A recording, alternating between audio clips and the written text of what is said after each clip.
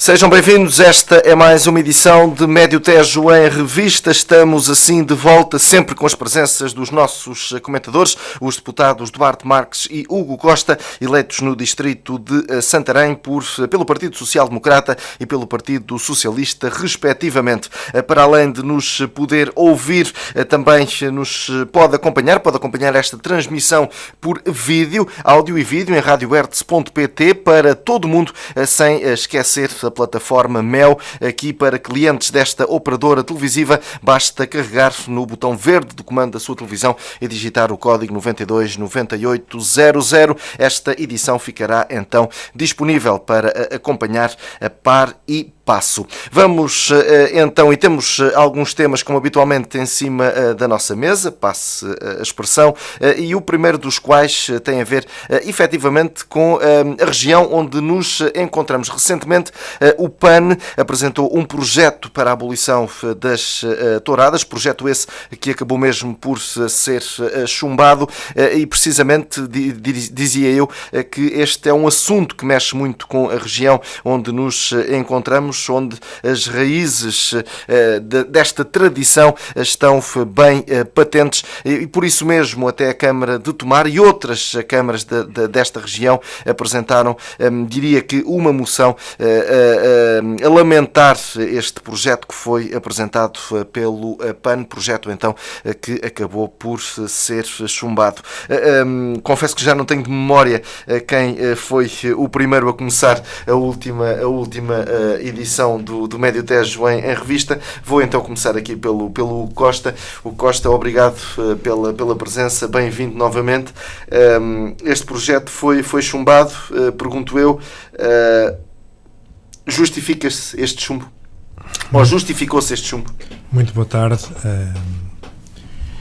Era um projeto de natureza radical. Era um projeto... Nós no Partido Socialista e nós no Grupo Parlamentar do Partido Socialista respeitamos todas as opiniões e obviamente que é uma matéria em que existe uma diversidade de opiniões. E há pessoas que naturalmente têm um conjunto de posturas que não são favoráveis à tauromaquia. Contudo, não podemos fazer uma lei. Já agora explicar, a lei do PAN era um projeto com 3 artigos. Basicamente era abolir imediatamente as corridas de touros sem qualquer tipo de outras medidas, sem qualquer tipo de qualquer pensamento. Era um projeto radical. É um projeto que não respeita a identidade de um conjunto vasto de regiões, nomeadamente o nosso distrito de Santarém, mas também do Alentejo, também da região autónoma dos Açores. Isto para falar das regiões com mais tradição taurina em Portugal. E é um projeto que foi bem chumbado. Foi chumbado por 80% dos deputados. Vou ferro. Foi chumbado de forma categórica. Eu fui o deputado do Grupo Parlamentar do Partido Socialista que fiz a intervenção sobre esse projeto, por isso a minha posição, além do voto contra que eu fiz em relação ao projeto do PAN, foi logo dita na altura em nome do Grupo Parlamentar. Respeitando todas as opiniões, é daquele tipo de projetos que são de um fundamentalismo e extremistas que não são bons para a própria sociedade. Porque, no limite, se a sociedade portuguesa, se a Assembleia da República aprovasse aquele projeto, que nunca iria acontecer, toda a gente sabia que o projeto ia ser chumbado pela maioria dos partidos, quer dizer, foi chumbado pelo PSD, foi chumbado pelo PS, mesmo tendo no PS pessoas, assim como no PSD, que optaram por votar de forma diferente, numa lógica de liberdade, mas a posição oficial dos partidos foi contra, foi chumbado pelo CDS e foi chumbado pelo Partido Comunista Português. Foi chumbado por todos os partidos históricos da nossa democracia, chamemos-lhe assim, porque eu quero colocar portugueses contra portugueses. Imaginemos o que é chegar à nossa região e dizer que as touradas acabaram e que as pessoas... Era fazer manifestações, por exemplo, recentemente, eu não vou dar o exemplo do Distrito de Santarém, mas vou dar o exemplo do Concelho de Barrancos, uma Câmara do Partido Socialista, liderada pelo Partido Socialista recentemente, e eu estive reunido há pouco tempo com o Sr. Presidente da Câmara de Barrancos, que me dizia assim: isto é simples, ninguém está preocupado se a gente tem 25% de desemprego, ninguém está preocupado se nós temos acessos 60 ou 70 km para os concelhos mais próximos. Quem conhece Barrancos sabe que aquilo é o sítio mais isolado de Portugal continental. Mas estão preocupados se a gente faz lá um espetáculo tauromáquico. Temos que perceber que muitas vezes quem olha para Lisboa, que este tipo de radicalismos, e basta perceber até olhar quem são, mesmo dentro dos grandes partidos, dentro dos partidos, quem são as pessoas que se mais manifestam contra este tipo de espetáculos. E percebemos que muitas vezes a visão de Lisboa ou a visão do Porto não é a visão total do país. Existe um país para além dessas grandes cidades e que muitas vezes é difícil de compreender esses fundamentalismos e, essencialmente, estes projetos radicais, fundamentalistas, da minha parte, nunca podem merecer a aprovação. Duarte Marques, também bem-vindo, obrigado pela presença. Foi efetivamente chumbado este projeto. Isto será aqui, direi eu, uma questão de mentalidade, ou seja, quem gosta, há quem goste, há quem não goste, e tem por norma agora dizer-se, pelo menos ouvi o deputado do PAN sublinhar isso mesmo, com a sua razão ou sem ela, que com o passar dos anos esta abolição será uma realidade. Concorda com isso? Então, se ela será uma realidade, porque é que não deixamos a história acontecer, a evolução ser feita e a tradição, se tiver que deixar de ter apoiantes, é porque deixa de ter necessidade de existir? Não percebo esta necessidade de formatar as pessoas, de impor a nossa cultura ou a nossa visão do mundo aos outros. Boa tarde a todos, eu tive que corrigir esta logo assim. Mas há aqui uma mania, eu por acaso vinha no carro e vinha a conversar com o meu colega, com o Nuno Serra, sobre isto. E nós, depois de tantos anos, depois do 25 de Abril, continua a haver gente que quer impor aquilo que nós comemos, quer impor aquilo que nós bebemos, quer impor aquilo que nós vemos. Há um conjunto de pessoas que se calhar ainda vivem no PREC, querem impor aos outros a sua forma de ver o mundo. E os radicalismos são cada vez mais os maiores inimigos daquilo que nós queremos fazer. Ontem eu estava no Twitter a discutir com um tipo que é do Partido Socialista, por causa dos ataques que sofre da extrema-direita ou da extrema-esquerda. O problema é sempre os radicalismos, estes exagerados.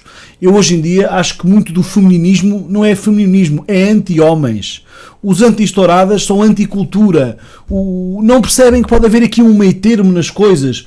Os antirracistas são racistas contra outras raças, contra outras cores. Há aqui um radicalismo exacerbado que não faz sentido. Portanto, nós estamos a chegar a um ponto em que aqueles moderados do centro têm que se unir. Eu há dias, eu não vou contar o caso, nem a pessoa, mas ainda há dias em que vi uma pessoa, um deputado da Assembleia da República, com quem eu tenho uma boa relação, e o Hugo também, que ia receber uma pessoa de uma determinada comunidade. E eu já tinha assistido a essa pessoa em debates, e fui ter com esse deputado ou essa deputada de outro partido e disse: você conhece fulano, conhece bem? Então não conheço, é um racista. Mas ele é desta etnia. Pois, mas ele é um racista. Pronto, só queria avisar disso. Porque ele não ajuda nada à comunidade da qual faz parte. Porque é um radical. E eu fiquei, pronto, fico mais descansado porque temos a mesma opinião.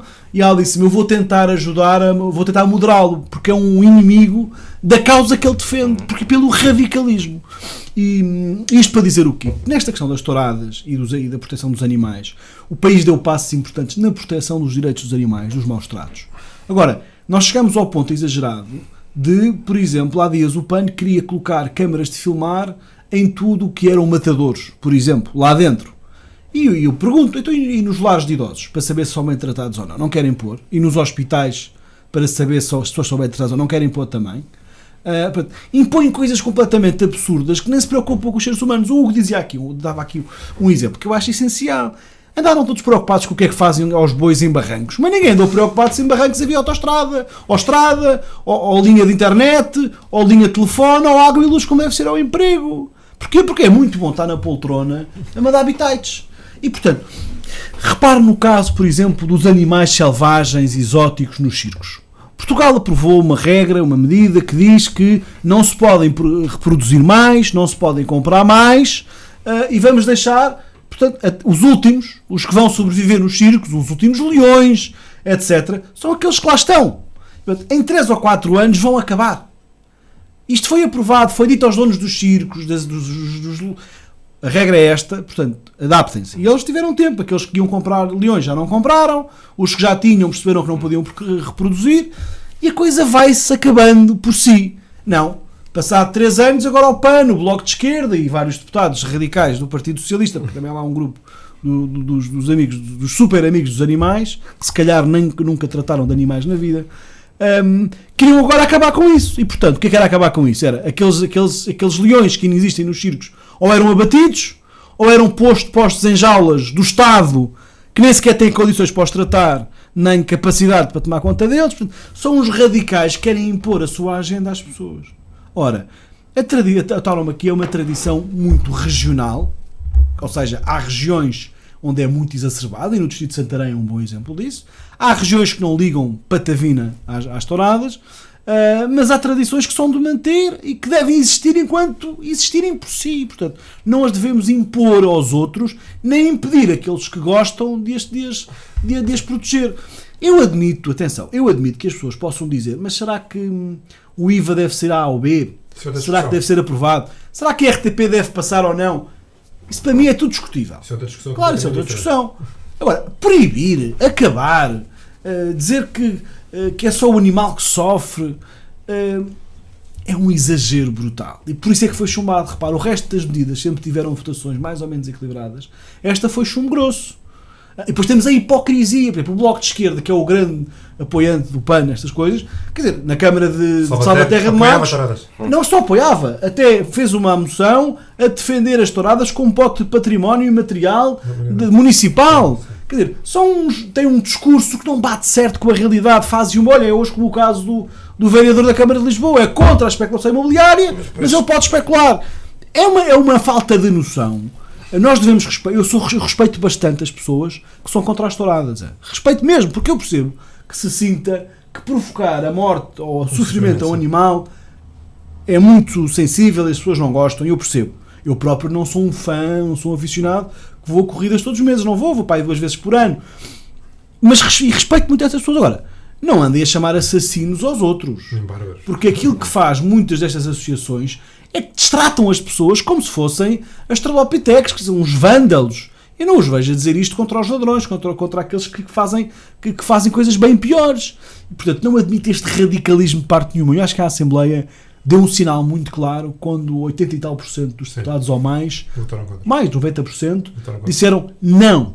Isso é um exagero. E, portanto, acho que o caminho será cada vez mais deixar às câmaras municipais essa possibilidade e, portanto, cada autarca, cada comunidade gerirá o seu processo como quiser. Agora, a festa é uma festa bonita, é uma festa que junta muita gente, é graças a esta festa que as tradições se mantêm, que pessoas se reúnem, que pais e filhos convivem, e isso é fundamental para a relação entre pessoas.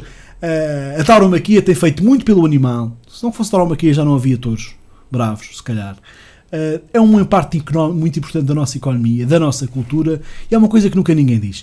E muito também do nosso espírito de solidariedade, de grupo, de coragem e de relação interfamiliar. O pai que vai ao futebol com o filho, ou o pai que vai com a família a uma corrida, isso é importante também para a própria união das pessoas. Nunca vi ninguém numa corrida ser acusado de deslealdade, nem de violência. A única violência que vi em corridas de touros, além obviamente da dureza do ato em si, é de lutas entre os defensores dos animais e os cavaleiros e os bandeirilheiros, etc, etc. E, portanto, acho que é uma tradição que se deve manter, não se deve cortar e deve deixar que exista enquanto ela tiver que existir. Também quando deixar de ter adeptos também acaba. Claro, então agora pergunto eu, exercendo aqui que lá está o contraditório, qual é que é a diferença entre aquilo que acontece ao touro e a diferença entre maus tratos a animais de companhia?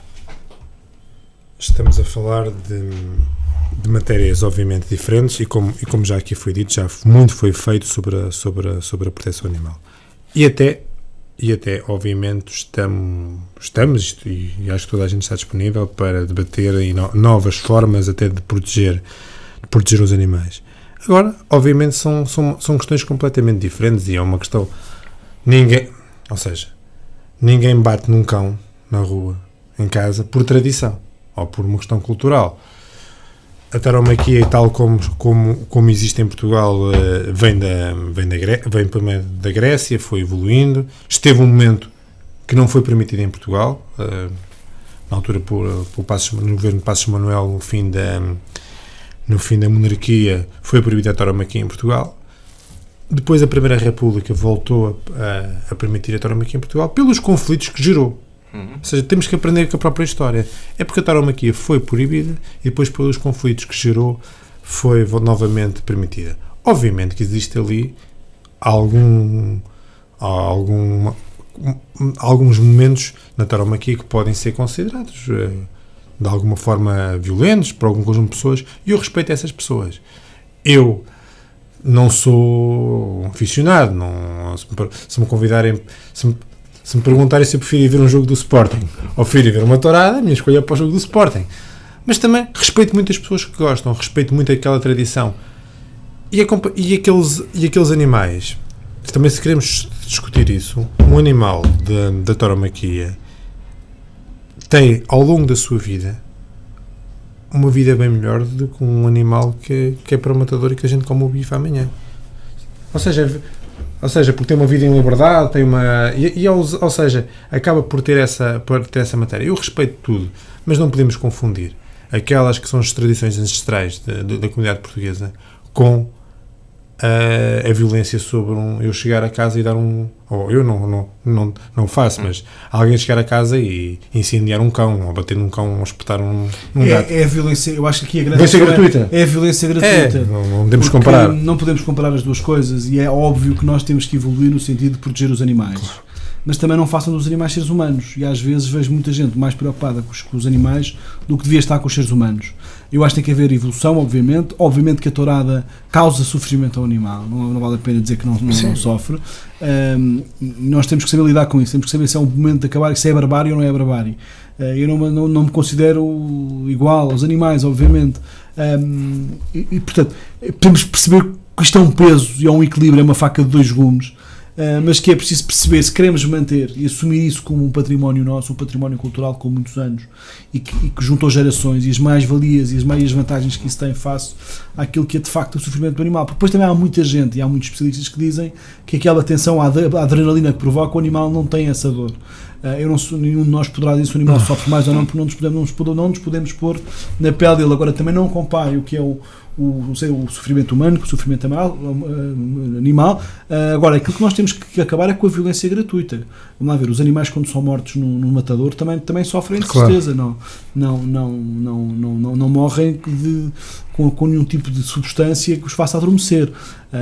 Temos que separar muito bem o que é a vida animal do que é a vida do ser humano, e nós temos que perceber a nossa responsabilidade também em ter a capacidade e a coragem de não entrar em radicalismos e perceber que as diferenças existem, e acho bem que se esbatam, e acho bem que aqueles que protegem tanto a vida dos animais percebam que são animais e que não são coisas diferentes de animais, e que portanto também não vale a pena exagerarmos, porque algum dia vamos andar num autocarro e vamos ter lugares específicos para os animais do autocarro. Calma, ainda não chegámos a esse ponto. Só mesmo para terminar então este assunto, face a esta divisão, o Costa considera que seria apropriado, por exemplo, a realização de um referendo? Não. Eu, por princípio, acho que não devemos vulgarizar a matéria do referendo. E sendo esta uma matéria que acaba por apenas ter grande influência regional em 4 ou 5 regiões do nosso país, estaremos a fazer um referendo em que pessoas que não existe tradição tauromáquica naquele território, estar a referendar sobre questões do outro território não parece o mais... Claro, estar a impor cultura. Impor cultura. É que parece despropositado. Portanto, o referendo... Eu não sei se podemos fechar por aqui. A questão do referendo... Acho bem, por exemplo, que um Presidente de Câmara faça um referendo local. Quer ter touradas ou não. E esses decidem sobre a sua zona. Agora imagino que o referendo... imagino que o Alentejo todo tem uma tradição muito forte e vêm os meninos de Lisboa votar se os alentejanos podem ter touradas ou não. Os de Lisboa são muito mais do que os alentejanos. Tem o mesmo direito que têm estes, e portanto, deixa lá. E não me digam que Lisboa não tem tradição, por acaso. Lisboa tem tradição. Mas, por exemplo, dar um exemplo, um sítio do país em que não tem qualquer tipo de tradição, mas que se houvesse um referendo, a região autónoma da Madeira nunca teve qualquer tipo de tradição tauromáquica. Há muita tourada na Madeira. Não tem. Tipo tourada, mas na Madeira há muita tourada política. Mas não tem. Ou seja, colocar alguém da região autónoma da Madeira a votar sobre a existência de touradas no Alentejo, Não estamos a... Sim, claro, se fosse os Açores era Mas completamente- compreenderiam que, por exemplo, os municípios Sim. com mais Referes tradição locais. pudessem então Claro, não. referir não junto da não é com mais população. tradição. Eu acho que qualquer município tem o direito a fazê-lo. Sim, qualquer Se o município. Conselho de Abrantes quiser fazer uma referente, há lá ou não há touradas. Isso tem todo o direito a fazê-lo. Faça, acho bem que faça. E aliás, acho que o Presidente de Câmara deve ter o direito, o Presidente de Câmara ou o Executivo Municipal, a Assembleia Municipal deve ter o direito de dizer, olha, não queremos aqui touradas, porque hoje em dia não pode fazer isso. Há outras formas de o fazer.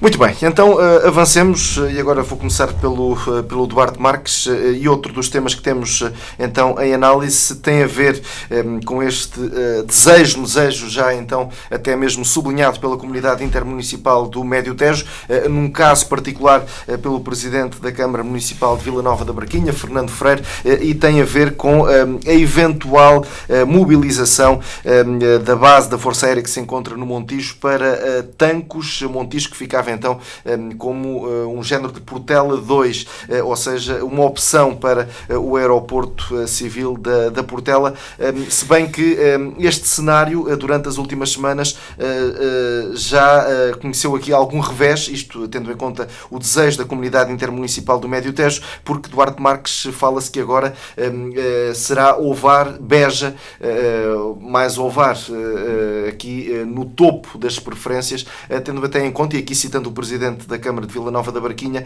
um relatório da própria Força Aérea. Tancos pode tirar daqui a ideia? Não pode nem deve. E este é um tema que deve unir o Distrito. O Sr. Presidente de Câmara da Barquinha tem sido um bocado o líder desta questão, porque, aliás, o seu território e então a própria formação e o passado dele é um ex-militar e que ligam diretamente a esta questão. Eu recordo que já há 4 ou 5 anos esta parte nós temos tentado que o polígono militar de Tancos seja valorizado, começou até pela parte cultural e a parte do turismo como ferramenta de valorização, e sempre que se colocou esta hipótese e esta necessidade do aeroporto de Lisboa ter que ser alterado, ou ter que ser um novo aeroporto, que foi uma matéria muito polémica, que mexeu com muitos interesses e que felizmente percebeu-se que a OTA era um disparate e optou-se que a solução para fazer um novo aeroporto seria sempre ali a região de Alcochete, feito ao Conselho de Benavente, feito toda esta região, e penso que isso é fundamental. Eu gostava de dizer aqui duas coisas. Uma é que Portugal e a região de Lisboa precisam mesmo de um novo aeroporto, e a solução do Montijo será sempre uma solução transitória. Nós temos de ter um novo aeroporto que acomode toda a necessidade e a procura que existe, e portanto esse vetor importante da solução será sempre construir uma infraestrutura nova naquela zona, que é a zona que toda a gente já percebeu que é a melhor zona para o acolher, porque tem espaço, tem condições de vento, de tudo aquilo que compõe o caderno de encargos para um aeroporto ser eficaz. Aquela zona é a preferida. E foi a sociedade civil que se mobilizou quando um governo já tinha praticamente tudo decidido que seria no outro lado. E a sociedade civil mobilizou-se, funcionou muito bem, os especialistas vieram a público e conseguiu-se reverter uma decisão que seria errada e que daria até lugar a muitos interesses que não eram os do país. A solução do Montijo é uma solução que está atrasada e, portanto, já ouvimos muitas posições sobre esta história, mas o que é facto é que as obras não arrancam, nem o projeto arranca, e Tancos seria, em primeiro lugar, uma excelente alternativa para colocar parte da esquadra que está hoje localizada no Montijo. Há uma parte que não faz sentido vir para Tancos, aquela que no primeiro relatório da Força Aérea, Tancos seria o local ideal para acolher os aviões, tipo aviões de carga, a classe do C-130, para toda a gente perceber, e do futuro avião que Portugal que mandou com a Embraer, a classe de transporte de peso poderia ser colocada em Tancos. Atenção, isto está no primeiro relatório da Força Aérea, relatório esse que ainda não foi divulgado publicamente, mas que toda a gente sabe que é isso que está lá na primeira proposta. O Ministro da Defesa não apresentou esse relatório e agora estranhamos ter havido um segundo relatório. Nós não percebemos ainda se é um segundo relatório que a Força Aérea fez porque evoluiu no pensamento livremente ou porque estudou melhor, ou se foi um recado ou uma encomenda do Governo. O que é facto é que a comunidade intermunicipal, os deputados de vários partidos na Assembleia da República, eleitos por Santarém, defenderam sempre, penso que o PS também defende o mesmo, é que, em primeiro lugar, parte daquela esquadra que está no Montijo deverá vir para Tancos. Isso é a forma de valorizar Tancos, trazer mais gente para Tancos. E depois abrimos sempre a porta, e o PSD fez isso, a que Tancos também possa acolher uma parte civil da operação, ou seja, que Tancos possa ser uma espécie de terceiro terminal do aeroporto de Lisboa, se isso for sustentável economicamente, se for mais barato e se for mais eficaz. A distrital do PSD, recentemente eleita, tem agarrado nessa bandeira. Eles apresentaram vários estudos aos deputados da Assembleia da República, e se esses estudos estiverem certos, repito, se esses estudos estiverem certos, de facto, é uma boa solução. O número que foi adiantado era um número muito baixo. Eu não quero aqui valorizar para não estar a revelar este trabalho, que não tenho autorização para isso, mas se for mais barato até que a solução do Montijo, então Tancos é uma boa oportunidade. O que eu penso é que devemos ter cuidado em não nos distrairmos na discussão se deve ser um aeroporto militar ou civil. Eu acho que a probabilidade mais forte é acolher uma esquadra militar. É melhor isso do que nada. Há muita pressão por causa de Montreal também tem essa missão para a parte civil. Agora imagino, mas pressão de quem? Eu penso que é pressão da indústria, dos autarcas. Ou seja, tal como há aqui pressão tal como na aqui região, se está a começar a fazer pressão, porque eu acho que Montreal não compete com Tancos na parte civil, nem na parte, porque tem uma vantagem. Eu acho que na parte civil Montreal já vai lá mais à frente. Sim. Mas é como defesa do aeroporto no centro do país. Ora, a nossa pode ser uma boa solução, que é, espera lá, se não conseguem resolver o assunto no Montijo, se calhar Tancos, o assunto Portela, no fundo seria aqui Portela mais 1 ou Portela mais 2 seria Tancos, se calhar o Tancos pode ser mais barato e resolve o problema do espaço da Portela, e é uma espécie de terceiro terminal da Portela. Isso não concorre com Montreal. Montreal está preocupado em ter um aeroporto no centro do país. Não é a nossa guerra. A nossa guerra não é fazer um aeroporto tradicional em Tancos. É ter um terminal de Lisboa em Tancos, porque é mais barato, mais rápido e mais eficaz. Vamos ver se estes estudos batem todos certo e se é mesmo assim. Não nos podemos distrair. Portugal está a fazer um investimento importante a prazo em meios aéreos para o combate aos fogos. Eu acho que Tancos deve ter essa missão. Aquela zona tem capacidade para isso. Esta zona é uma zona com muito know-how, com muita experiência, num centro nevrálgico do país para o combate aos fogos e para poder acolher uma esquadra que venha a ter estas características. Mas agora, preocupa muito é que as notícias mais recentes revelam que afinal aquilo que podia ser dividido entre Sintra, Tancos e Montreal, parece que Tancos está a perder e a deslocar-se para Ovar. E isso preocupa-me. Nós ainda não conseguimos perceber, porque o Governo ainda não nos respondeu. Nós, deputados do PS, já questionámos o Governo há cerca de um mês sobre esta matéria, precisamente antes de sair o segundo estudo, e estamos muito preocupados porque vemos que Tancos está a ser desvalorizado face ao resto de outras bases aéreas por esse país fora. Eu quero crer que temos que juntar a capacidade operacional da Força Aérea, também o mais baixo custo possível, e manter a capacidade das bases que nós temos ao nosso dispor em Portugal. Eu gostava muito que uma dessas fosse Tancos. Obviamente, por ser aqui a nossa região, temos que a defender, mas temos que a defender também se for a situação mais razoável. E eu quero crer que Tancos tem capacidade para isso e para muito mais, e que se há alguma coisa a sair do Montijo, que uma dessas esquadras venha para Tancos. Alguma irá, por exemplo, para Beja, outra poderá ir para Sintra, mas aquilo é tanta coisa, são tantas esquadras, penso que se pode chamar assim, que alguma poderá vir calhar Tancos. O Costa vê em Ovar um local justificável então para que esta preferência lhe seja dada? Vamos aqui centrar o debate e já lá vamos à questão de Ovar. Até porque o relatório não é conhecido, fala-se da questão de Ovar, mas o relatório não é conhecido e por isso vamos recentrar toda a questão. Em primeiro lugar, o Partido Socialista e eu próprio defendemos que, tal como o Sr. Presidente da Câmara Municipal da Braquinha, Fernando Ferreira, e aqui até pela experiência que tem, quer como autarca do Conselho, mas também como ex-oficial da Força Aérea, ou seja, alguém que conhece muito bem a estrutura da Força Aérea, melhor que qualquer um de nós, até pelas funções que desempenhou antes de ser autarca na Força Aérea.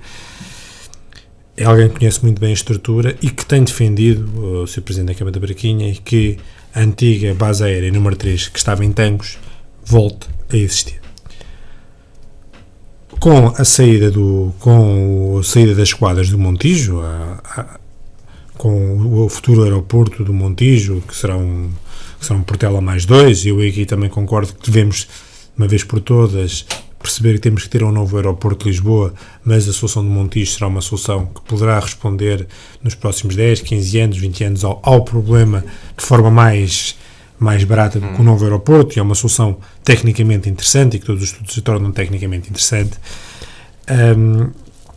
Com a saída do aeroporto, com a saída das esquadras do Montijo, e obviamente sendo elas dispersas pelo país, até porque Tancos não têm capacidade para receber todas as esquadras do Montijo. Beja, por exemplo, poderá competir numas matérias, Sintra poderá competir noutras matérias, Ovar até poderá competir noutras matérias, não coloco isso em causa, mas há uma esquadra específica, que são as de transporte, como o Duarte aqui já colocou, que é o C-130 e os Tour Embraers, que fazem todo o sentido. Existe capacidade instalada em tanques para os colocar. Até porque são os aviões que têm capacidade na Força Aérea para o combate ao fogo. E, sabe, quer Beja, quer Sintra... Por acaso isso não concordo, isso não é bem assim. Sim, mas tem capacidade para o combate ao fogo ou não? Não tem nada, é uma conversa fiada do Governo, não Tá faz bem. sentido nenhum. Os aviões que Portugal vai comprar são aviões a jato. Sim, mas tem que... Aviões a jatos, não, eles puderam lá nas especificações... Vocês podiam como ter. combate ao fogo? Mas ninguém acredita nisso, porque isso seria... Vamos lá ver. Um avião a jato podia combater... Reparem, os aviões que nós usamos, por alguma razão, não são a jato. Porquê? Porque não podem atuar em qualquer circunstância, Sim. em qualquer zona. Se fosse para combater fogos, para aí, nos campos, nas planícies alentejanas, talvez desse. Mas além de serem muito Mas rápidos... tem estas não têm- especificações. Mas são uma tanga. Isso é uma Exato. espécie- eu quando vi isso por parte do Ministro da Defesa e do Primeiro-Ministro, vi logo Mas que isso era tu- tanga. Porque toda a gente percebe de Mas, aviões. Duarte, Percebe que isso não existe. Eu não sou especialista em aviões, mas qualquer das formas, dizer o seguinte: e se nessa especificação é um argumento que faz sentido trazê-los para cá? É. porque- Tudo bem. O problema é que eles não vão... Eu Se só essas- estou a dizer isto, Hugo. Eu só estou a dizer isto é que... Eu só estou a dizer isto porquê? Porque fazer dessa questão É um dos a razão de argumentos. virem para cá, Não, é um dos argumentos. pode morrer à partida, porque quando esses aviões cá chegarem, se algum dia chegarem, vai-se perceber que não servem para isso. É um Isso é dos como argu- aquela história de dizer que os C-130 estavam equipados com água para apagar fogos. Isso é mentira, nunca houve, não existe. Eu não. Tem uns kits para apagar fogos que é com espuma, não é com água. Sim, com espuma, sim. E, portanto, hoje em dia E são abrem para trás. hoje em dia são ineficazes, hoje em dia não faz sentido. Agora, faz sentido trazer para ali uma esquadra que Uma venha esquadra- para Portugal esquadra- para este objetivo? Sim, não são só Seja, aqueles. Uma esquadra, a esquadra em tanques faz todo o sentido, quer a transporte, quer a nível do combate aos fogos, porque não faz sentido nenhum uma futura esquadra de combate aos fogos estar em Ovar. Vamos aqui, do ponto de vista racional da situação. Não conheço o estudo da Força Aérea, independentemente do que é que lá está colocado. Porque Mas esta é uma decisão da Força Aérea? será sempre uma decisão em primeira instância da Força Aérea, porque é uma decisão operacional. É uma decisão. A Força Aérea terá que. Não é uma decisão da Força Aérea. Não, a decisão do estudo era a Força Aérea, é uma decisão Sim, operacional. mas a decisão- E depois a homologação, obviamente, a decisão Claro. é do Ministério da Se fosse Defesa. o estudo da Força Aérea já estava em Tancos. O problema é que o estudo teve que Agora, fazer outro. temos que. Por alguma razão o apresentou ao Ministro, não é? Não Agora, é temos que possível. trabalhar em conjunto, e aí concordo com o que o Duarte diz, para fazer uma pressão política e uma pressão da sociedade civil para a base aérea estar em Tancos. Em relação ao aeroporto civil, que também já foi aqui colocado,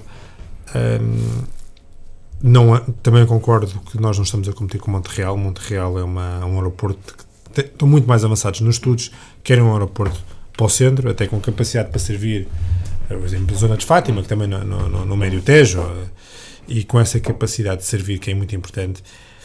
Agora, eu não sou especialista em aviação, mas acho que devemos, em primeiro lugar, concentrar-nos na questão da Força Aérea. Mas além da questão da Força Aérea, devemos trabalhar na questão civil. Se Tancos puder ser uma solução para receber algum tipo de questão da Portela, se puder ser uma solução entre aspas, low cost, para receber algumas low cost, eu acho que essas soluções devem ser estudadas. Já ouvi muitos argumentos de um lado e do outro. Acho que é importante para a nossa região. Mas eu prefiro o copo meio cheio do que meio vazio. E acho que neste momento temos que nos concentrar naquilo que é a decisão para amanhã. A decisão para amanhã é a questão da Força Aérea. Sim, claro. E é aí que nos devemos concentrar. Porque o pior que podemos fazer para servir a nossa região é estarmos concentrados a discutir o aeroporto civil, quando o que está neste momento em causa e ser debatido é a Força Aérea. Isto é um erro. Devemos nos concentrar no aeroporto, na questão da base aérea. Porque eu não sou contra a solução civil, acho que ela deve ser estudada, mas ninguém acredita que seja uma solução para amanhã. Enquanto a base aérea, amanhã, o Montijo fecha, já é uma solução. Eu acho que devemos nos concentrar naquilo em que é realmente importante. Há aqui só acrescentar aqui um detalhe.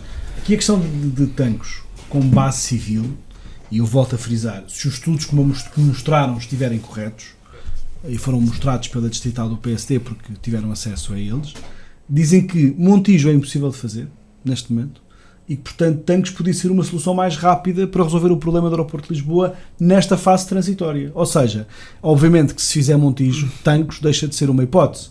Aqui temos é que perceber se vão mesmo fazer o Montijo ou não.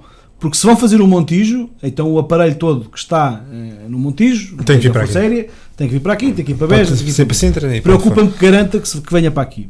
Mas se percebermos que é mais fácil resolver o problema, porque essa hipótese nunca foi estudada a sério, e não ter necessidade de fazer o Montijo, então, se é isso, vamos à obra. Agora, eu quero é ver estes estudos todos que me apresentaram, se estiverem corretos, e eu acredito que estejam, então se calhar o tanques pode ser a solução mais fácil e mais rápida, até para a parte civil. Agora, se não for, e o Montijo avançar, o nosso plano tem que ser que do Montijo alguma coisa venha para tanques, porque faz sentido, não é? Porque se o Montijo avançar, a verdade é que ter uma questão civil em tanques torna-se, até pelas questões que a ANAC obriga de aeroportos não poderem estar num conjunto de espaço e também do próprio espaço aéreo, torna a situação mais difícil, obviamente que deve ser estudada. Agora, eu acho que existindo uma decisão política que está tomada sobre o Montijo, independentemente de se acontecer alguma coisa e se há outra matéria, existindo esta decisão política tomada, os responsáveis políticos do distrito devem se concentrar naquela que é a solução mais urgente, que é garantir que quando amanhã ou depois ou no ano que vem a Força Aérea sair do Montijo... Há algum prazo definido? Não. Quando começarem as obras, obviamente que a Força Aérea vai ter de sair de lá. Isso aí para mim é óbvio. Para mim isso é óbvio.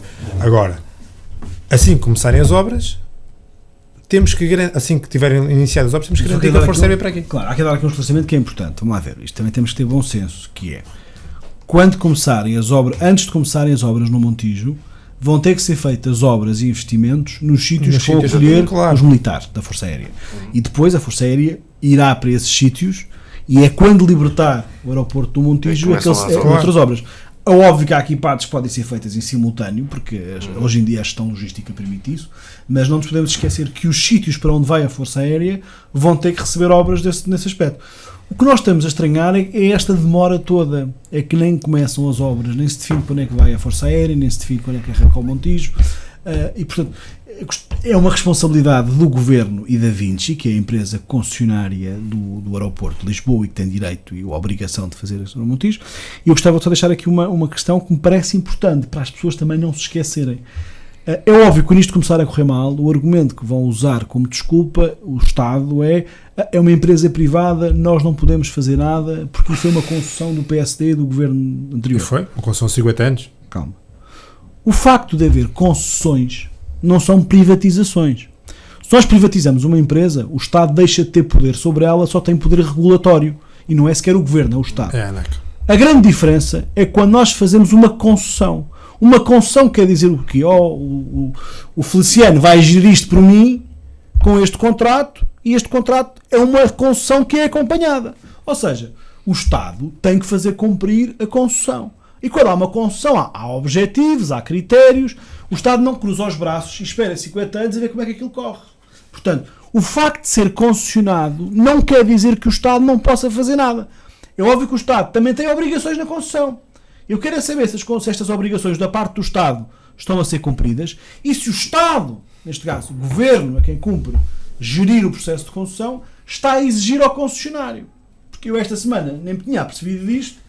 Estive no aeroporto de Lisboa por causa desta questão, desta polémica da criança que está no CEF, e os tipos do CEF queixavam-se que o aeroporto não dava as condições que eles precisavam. E eu fui ver, mas espera aí, mas o aeroporto é uma concessão. E no contrato de concessão está que tem que garantir ao CEF isto, aquilo e outro.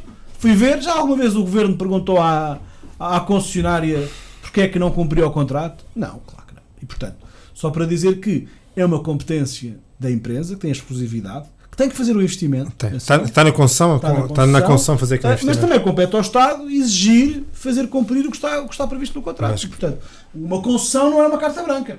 E já agora também sobre a questão de tanques, e também tem a ver com com a concessão, se por acaso o Montijo avançar, há malta que diz assim, às vezes ouço dizer, existem investidores privados que podiam estar interessados. A concessão à Vinci coloca muitas dificuldades a existir um aeroporto de tanques. Ou seja, coloca dificuldades não sendo gerida pela Vinci, correto? Claro, eu não sei se chega a abranger tanques, mas abrange a proteção do aeroporto são 120 km. Mas também não tem tanques como a aviação civil, não tem interesse se não estiver ligado a Lisboa, claro. Vale a pena. Nós aqui temos até a questão será que tanques é mais barato? Até para a própria concessionária? Sim. Teria que ser sempre a Vinci a explorar, que é uma empresa francesa que tem a concessão da ANA. Agora, sublinhar, não esquecendo a parte civil, neste momento os esforços devem estar concentrados junto à parte militar. Ou seja, e mesmo também para finalizar este tema, apesar de, ou perante todas estas dúvidas, acredito que haja aqui uma certeza, que tem a ver com o facto de esta possibilidade, vou chamar-lhe assim, ser o último comboio para valorizar a base de tanques, evitando a sua degradação. É isso? Porque se tanques não for valorizado nesta altura, muito dificilmente se encontrará uma função futura para tanques. Eu não quero entrar que seja o último comboio. Espero que este comboio seja apanhado, mas não acredito. Um dos últimos, pronto. Até porque tanques neste momento não têm força aérea. Pode ser o próprio exército, a melhoria de um conjunto de questões, o próprio património, pode ser. Existe um conjunto de matérias. Eu espero que não seja o último comboio. Espero que este comboio seja apanhado. Exato. Mas espero que não seja. Espero que o futuro tenha, até porque neste momento não existe lá a força aérea, existe lá o exército, e o exército pode e deve valorizar tanques. Independentemente das mas há aquelas questões das pistas, de tudo mais, claro. Ou seja, e esse até é um alerta dado pelos autarcas locais, já há degradação bem patente. Devemos na base defender aérea. A valorização, e independentemente dos governos serem do Partido Socialista, do Partido Social Democrata no passado, não se investiu, se calhar, em alguns momentos o necessário em tanques, até desde que saiu a Força Aérea, tanques obviamente perdeu alguma centralidade, e também pelo facto por ter tanques, infelizmente tanques não perdeu centralidade, tanques têm estado no mesmo sítio, aquilo não se mexeu. Agora também não perdeu o mediatismo, porque infelizmente este desinvestimento em tanques e esta vergonha que se passou com o material desaparecido também manteve tanques bem à tona do nosso mediatismo. Eu acho que é uma piada de mau gosto o Feliciano falar de tanques e comparar ao comboio, porque a desgraça maior não é em tanques, neste momento é mesmo na ferrovia, e portanto o último comboio, neste momento desaparecem comboios todos os dias de circulação. Mas o investimento na ferrovia é ao longo dos últimos 20 anos, e tu sabes que é verdade. Vocês não podem sempre que se veem apertados agora, falar do passado, porque se for falar do passado, obviamente que eu defendo tem que assumir o passado todo, e nós não podemos assumir só o passado dos outros, temos que assumir o passado todo. Isto para dizer o quê? Que este não pode ser o último comboio de oportunidade para tanques. Agora, que este é um comboio importante para tanques, este e outros que surgirão. Este não será o último. Agora, que este é um dos mais importantes, e também depende da nossa capacidade e da nossa criatividade para ajudar. Não podemos impor tanques só porque temos cá a base e, portanto, queremos ter ali alguma coisa. Se for para dar prejuízo, para não trazer nada à região e para não ter utilidade, mais vale fechar. Agora, nós vemos que há ali potencial militar, turístico, económico, populacional, que é preciso aproveitar. Agora, também não somos tolos ao ponto de achar que a base de tanques está lá toda a funcionar, que vai trazer mais alguma coisa só porque está lá. Não vale a pena. Se tiver que fechar porque não serve para nada, é mais vale fechar ou estar ali a dar prejuízo e pôr em risco a segurança de todos, porque neste momento aquilo que acontece, ou o que acontecia, é que tínhamos uma base praticamente meio abandonada, onde havia equipamento muito sensível e que não tinha o investimento necessário. Nós, sempre que falamos em investimento, estamos sempre a olhar se foi no período da Troika, se não foi. Eu já disse aqui várias vezes. Nós, quando temos um período de austeridade, e que ninguém faz austeridade por gosto ou por gozo, conseguimos adiar alguns investimentos. Conseguimos protelar alguma remodelação, alguma reforma, mas são coisas que não podem ser adiadas mais do que esse período estrito. É como uma pessoa que tem um carro e precisa trocar de carro, calhar aguenta mais um ano antes de o trocar porque está com pouco dinheiro, mas inevitavelmente vai ter que o trocar, senão começa a perder o seu valor e começa a dar avarias e problemas. É como o investimento público. Nós podemos adiar algum tipo de soluções 2 ou 3 anos, no máximo, ou 4, mas depois não podemos duplicar esse esforço. E o que tem acontecido com a ferrovia é esse caso, quer dizer, nós até que Portugal chegou a alturas a ter feito alguns investimentos na modernização que se terão diminuído no período de ajustamento, onde Portugal até fez contratos com outras empresas estrangeiras para alugar material circulante, mas no que diz respeito aos comboios, por exemplo, eu ando desde há 3 anos a ouvir o Ministro das Infraestruturas dizer que vai abrir um concurso para o material circulante da CP. Já abriu? Já teve material novo? Não tem. E, portanto, é uma vergonha o que está a passar na ferrovia. Porquê? Porque estes investimentos podem ser adiados um bocadinho, não podem ser adiados eternamente. E não vale a pena vir dizer que foi durante 20 anos que não se fez. Pois não se fez durante 20 anos, que era preciso fazer agora. E agora, que era a altura-chave de o fazer, houve um período de austeridade em que não se fez imediatamente. Essa austeridade supostamente tinha acabado e não acabou. Repare, o Alfa que foi remodelado, aquele verde e cinzento, ainda foi no tempo da austeridade que foi mandado a remodelar.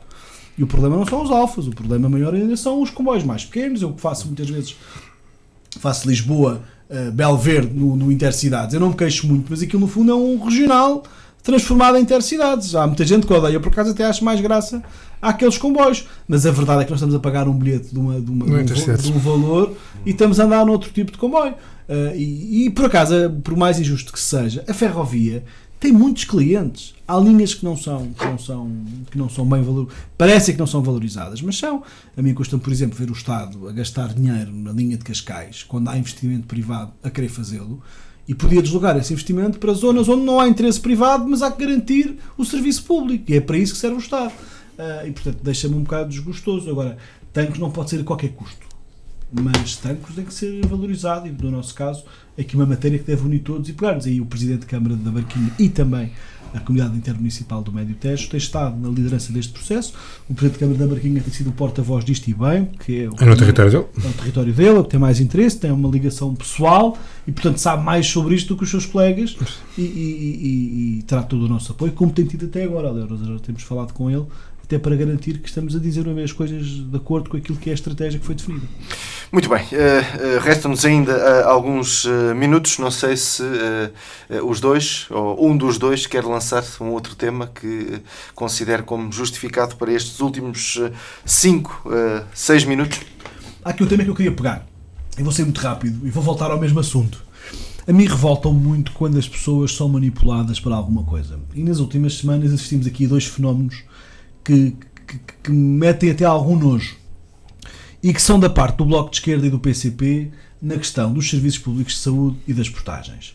Esta semana assisti e novamente voltou a existir uma comissão de utentes de serviços públicos no Hospital de Abrantes, mas que andou calada durante 3 anos. Porquê? Porque é uma comissão que é do Partido Comunista Português, não são portugueses inocentes partidários, não, são militantes do PCP, com 1 ou 2 militantes do Partido Socialista, e que agora que estão a chegar às eleições e o Orçamento de Estado, e que o PCP resolveu pôr as tropas cá fora, voltou a assistir. Eles não têm vergonha. Só mesmo para sublinhar essa comissão, não foi só em Abrantes, também aqui em Tomar e em Torres Novas, também deu a conhecer quais é que são não as suas querem ser injusto para algumas pessoas que fazem parte destas comissões, porque têm mesmo o interesse de defender os hospitais. A esmagadora maioria daqueles que eu já vi são os mesmos do PCP, e no caso de Abrantes até um presidente do Partido Socialista que faz parte. Mas deviam ter vergonha de só aparecer quando o partido manda aparecer. Porque andaram 3 anos calados, nunca falaram dos problemas que de facto têm afetado o Serviço Nacional de Saúde, e só existiram durante o período da Troika, do governo do PSD e CDS, e agora que o PCP precisa de pôr os cães a ladrar na rua. Isto é uma vergonha. Segundo, as portagens. O PCP e o Bloco de Esquerda agora querem abolir as portagens na A23. Mas andam a enganar as pessoas. Levaram a votos um projeto de resolução sabiam que ia ser chumbado. Que sabiam que ia ser chumbado, já que não tem validade jurídica. Segundo, não obriga ao governo.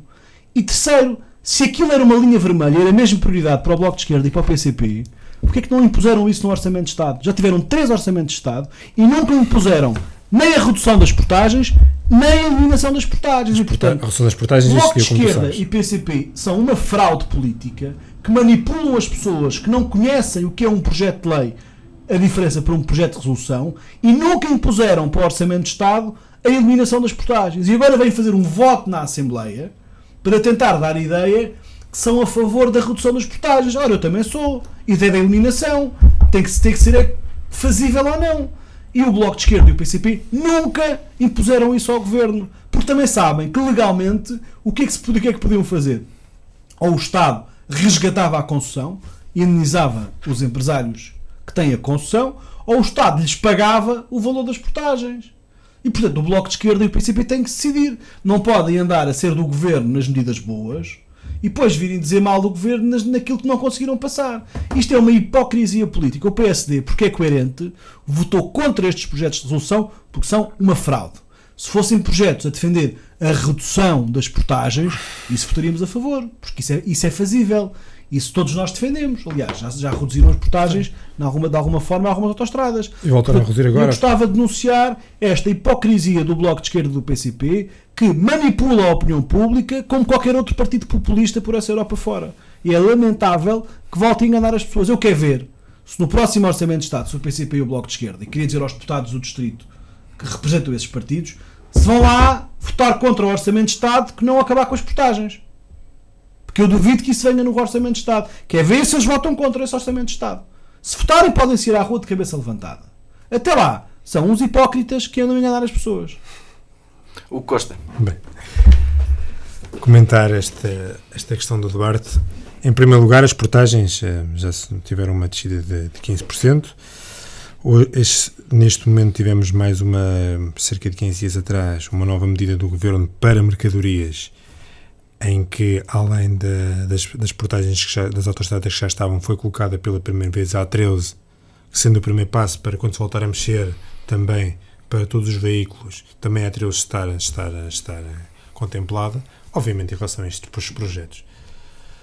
Tratam-se de populismo e tratam-se de querer enganar as pessoas, aí concordo, porque a verdade é que um projeto de resolução não tem efeito jurídico. Aquilo é uma moção,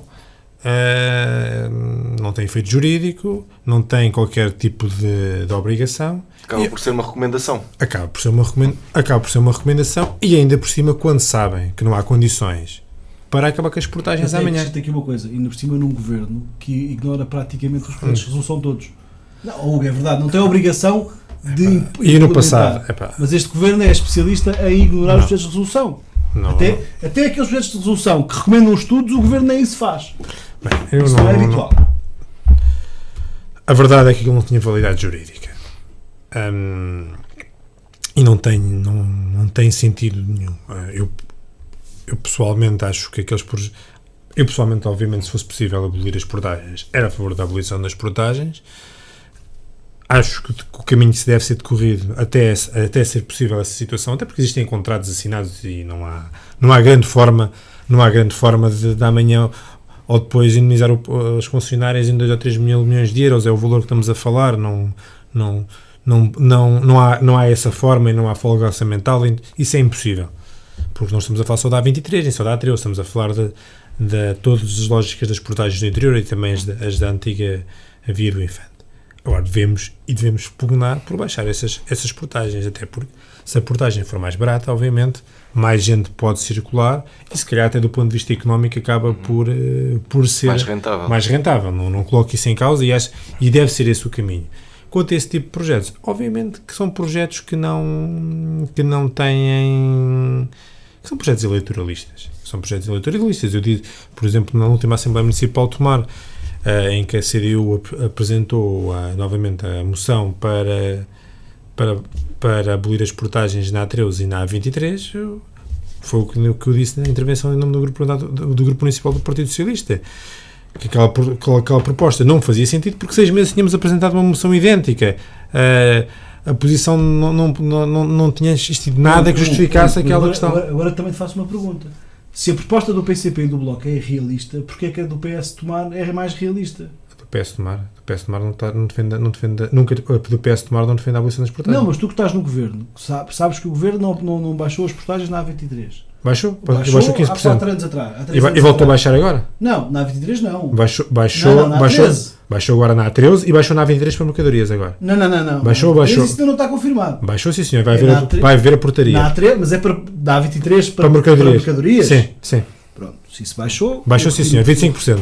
Correto, Feliciano? Sim. Se isso estiver confirmado, Está é que confirmado. aquilo que aparecia nos jornais Não. e na proposta que veio do Conselho de Ministros falava da autoestrada. Mas depois tinha lá uma linha que dizia todas as autoestradas que estão incluídas no Sim. ponto anterior estão incluídas. Isso foi acrescentado depois ou já lá estava? Já lá estava, inicialmente. É que a proposta que andou a circular não tinha isso. Mas está lá um Se o governo ponto... corrigiu a seguir, Está lá um dou a ponto mão em que- palmatória. está lá um ponto em que diz que todas as autoestradas que já estão incluídas, todas as outras, ou seja, Então, mas o normal era ter imposto nesse ponto. Porquê é que puseram o ponto a seguir? porque era para especificar a A23 e as duas novas que não estavam especificadas, que era a A23 e outra que não me recordo qual é. A A23 não, a A13. E depois tinha outro ponto que dizia que Isso era porque não estava no início e foi corrigido, mas ao bem que foi corrigido ainda bem. basicamente existe um desconto em mercadorias que foi agora contemplado e acho que é isso que devemos pugnar, que e é isso que nós defendemos, nomeadamente aqui no Partido Socialista, é que se vá baixar as portagens dentro da linha do que é possível. Eu nunca publicamente defendi que se deixasse pagar as portagens, porque neste contexto, porque é impossível, e sabemos que é impossível, isso seria uma hipocrisia da minha parte. Agora estar a dizer assim, bem, vou defender que as portagens sejam zero. Sejam zero, porque é que não são? Eu aí não entro nesses folhetins, até porque todos nós sabemos, seja ele o governo do Partido Socialista, seja ele o governo qual seja o governo que venha até das próximas eleições legislativas, que será impossível acabar com as portagens, pelo menos no curto prazo, e penso que o Duarte aí concorda comigo, independentemente de qual for o partido que vence as próximas eleições legislativas, amanhã ou depois é impossível de acabar com as portagens. Não vale a pena inventar. Não vale a pena A solução terá que ser uma solução de curto prazo. Em relação às comissões de utentes, eu acredito que muitas das pessoas que estão na Comissão de Utentes são pessoas que honestamente acreditam nas comissões de utentes. Também não, mas calma. Eu também acredito. O problema são aqueles que dão a cara muitas vezes, são comissários políticos do Partido Comunista Nós do sabemos- Partido Socialista e que manipulam estas comissões de utentes. Eu lembro de aparecer Não em digas Lisboa isso. uma altura que era a mesma pessoa, era da Comissão de Utentes da Ponte 25 de Abril e depois aparecia numa Comissão de Utentes do Metro Sul do Tejo, depois aparecia em Odivelas. Depois fui saber, era mãe de um deputado do Partido Comunista Português. A senhora é utente de muita coisa, mas isto é uma manipulação. E neste caso em concreto que eu vi no Hospital de Abrantes, é a mesma coisa. Eu há dias recebi um grupo em Lisboa. Eu acredito que as pessoas estejam lá pela... Um era de Rio Maior, que no dia apareceu pelo PCP, no dia a seguir apareceu pela Comissão de Utentes. As pessoas têm... em casa a fazer o quê durante 3 anos calados? Independentemente da sua militância política, no Partido Comunista ou no Bloco de Esquerda, ou não quer que seja, têm liberdade de fazer e de reivindicar. E o dever. Não podem fazer isso só no que o partido manda. É normal. Quer dizer, então vamos fazer aqui uma pergunta, para sermos honestos. O Serviço Nacional de Saúde, nos últimos 4 anos, não teve problemas suficientes para vermos a Comissão de Utentes? Como esteve nos 4 anos anteriores, como teve ao longo da história. Mas durante 4 anos anteriores, durante o governo PSD e CDS, a Comissão de Utentes aparecia todos os dias, ou todas as semanas. Agora desapareceu. E apareceu agora aqui, próximo das eleições. Vamos lá. Esta Comissão de Utentes até chegou a provocar uma confusão em Abrantes por causa da maternidade, uma coisa que era mentira. Eu não me esqueço isso. Gozar com a estabilidade das pessoas é uma coisa muito grave. Sim, eu recordo. E estas comissões de utentes muitas vezes manipulam. Chegou a haver um abaixo-assinado com militantes do Partido Socialista por causa da maternidade de Abrantes. Nunca teve em cima da mesa fechar a maternidade de Abrantes. E as pessoas criam instabilidade, criam ansiedade. Às pessoas, aos funcionários, esta gente toda, deviam ter responsabilidade nisso. As comissões de utentes têm muita gente válida. Eu respeito muito as comissões de utentes e as pessoas que lá estão só por isso. Agora, aqueles que usam as comissões de utentes para cumprir objetivos político-partidários, ao menos que sejam coerentes. A maioria das pessoas deem a cara sempre que eu há acredito que uma a maioria das guerra, pessoas que lá estão... sempre que há um problema, venham dar a cara. Agora, só apareçam quando dá jeito ao PCP para negociar um orçamento de Estado, e o Hugo devia dar aqui a denunciar o mesmo e não o faz, não tem vergonha de fazer isso. Porque isso é lamentável e é usar os utentes do Serviço Nacional de Saúde. É gozar com as pessoas que passam mal. Porque se tivessem um pingo de vergonha na cara, apareciam durante 4 anos, sempre que há listas de espera a aumentar no Hospital de Abrantes, sempre que há problema nas urgências, e não só quando o Dr. Sr. Geralmente Sousa manda fazer. Não volto a dizer que não acredito que seja assim. Ou não acreditas o que sabes bem que é assim, vamos chegar ali fora, vai ser que concordas, mas não podias dizer isso na rádio. Agora, a verdade é essa, quando dá jeito politicamente, dá jeito.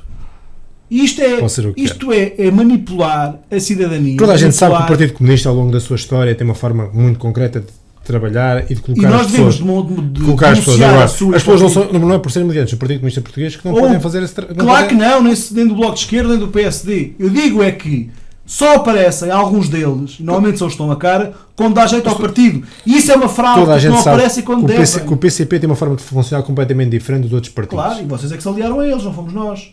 E, portanto, este tipo de práticas é uma fraude para as pessoas. Eu queria ver estas pessoas, quando há problemas, a virem sempre dar a cara. E obviamente Não é essa preciso responsabilidade o da problema é que Comissão não não vêm. Só vêm quando dá jeito, politicamente. E ao contrário desses, eu recordo muito bem, quando estava no governo PSD, também vir fazer denúncias de problemas no Hospital de Santarém ou no Hospital do Médio Tejo, e era o governo do PSD que lá estava. Eu também fiz. Pronto! Agora, Eu estes senhores nunca muitas me vezes deixei- só aparecem Eu quando nunca, dá deixei, jeito. eu nunca deixei de falar das situações por governo do Não, Partido mas eu Socialista. não estou a acusar a ti. Tu Muito a bem. acusar é quem manipula as comissões utentes. E assim finalizamos mais esta edição de Médio Tejo em Revista. Mais uma vez, muito obrigado a ambos. Até uma próxima oportunidade. Fique bem, fique com a arte.